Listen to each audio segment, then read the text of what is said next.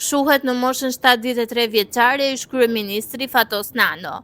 Ky i fundit prej kohësh vuante nga probleme me shëndetin, të cilat duket se këtë herë si ka përceu dot.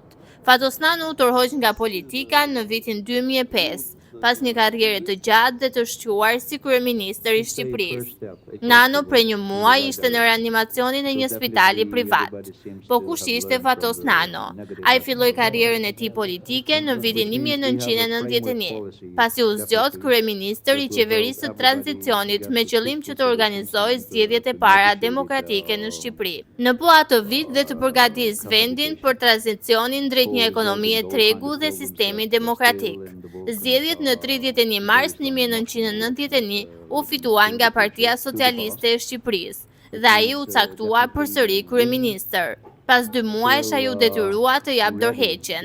Atë vit ai u zgjodh kryetar i Partisë Socialiste, e cila ishte pasardhëse e Partisë së Punës së Shqipërisë. Në mars 1992 Partia Demokratike fitoi zgjedhjet dhe një vit më pas Fatos Nano u burgos, pasi u akuzua për korrupsion dhe abuzim detyre nga gjykata. Burgosja e tij u bë problemi kryesor i Shqipërisë postkomuniste, sepse shumë socialist besonin se kjo burgosje ishte shkak i pozicionit të Nanos ndaj qeverisë së Berishës.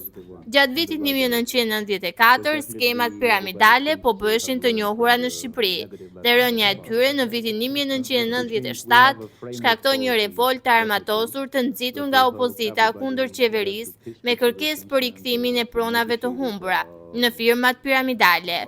Kjo revolt çoi në shpalljen e zgjedhjeve të parakohshme nga presidenti Berisha. Nano u lirua nga burgu pas një amnistie të dhënë nga presidenti Berisha. Zgjedhjet u fituan nga Partia Socialiste.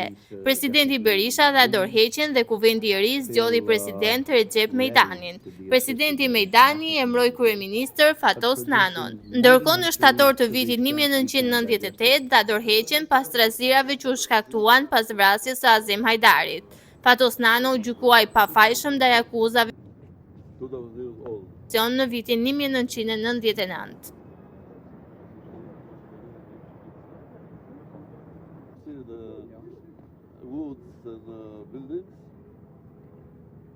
It's a first step, a positive one, in the right direction. Because definitely everybody seems to have learned from the negative lessons of the past. Which means we have a framework policy, definitely, that will help everybody get to peaceful solutions and to negotiated cohabitation for resolving all kinds of problems that still in the Balkans are based on emotional reactions looking to the future, to the past, which means definitely we feel ready to be assisted by the international community, but producing modern history to the extent we can digest it.